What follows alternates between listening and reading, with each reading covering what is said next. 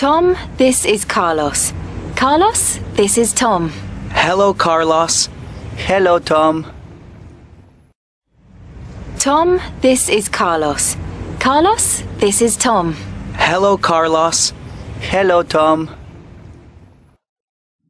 cashirkeena saddexaad waxaan ku barnaynaa this is kani waa ama tani waa okay markaan cashirkaan sharxo ayadana waxaan sharxi doonaa this is tan familka ee galaysa grammar ahaan ayadana sharxeena hordhac ahaan markuu unitka guud ahaan dhamaadane grammarka ku saabsanaa asigoo tafatiran oo examples badan wato meeshaan ku sharxeena insha Allah okay hadda adigoo kasoo qaad laba qof isbaraayo waxaa leedahay Tomo this is Carlos kani Carlos waaye this kani is waa Carlos waaye Carloso this is Tom kani Tom waaye marka laba qof oo adiga aad taqaanid ay isma yaqaanaan adaa taqaano marka labadoo isbaraysaa kaba soo qaadba Ali tani waa Farxiyo kanina waa Ali marka ayagana way issalaamayaan hello Carlos haye Carloso hello Tom haye Tomo yani dadkii la isbaray ay issalaamayaan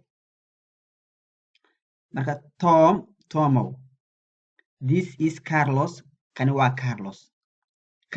Carloso this is Tom kani waa Tom waa laba qof is aqoonin oo adiga ay isbaraysidoo kala waay hadhow markaa rabtid inaad laba qof isbarto maxaa leedahay marka Ali this is Hassan this is Ali ayaan ku salaamayaan haya Ali haya Hassan taasoo kaleeto waay okay Tomo this is Carlos kani waa Carloso this is Tom kani waa Tom hello Carlos haya Carloso hello Tom haya Tomo labadoodina saas isku barteen isku salaameen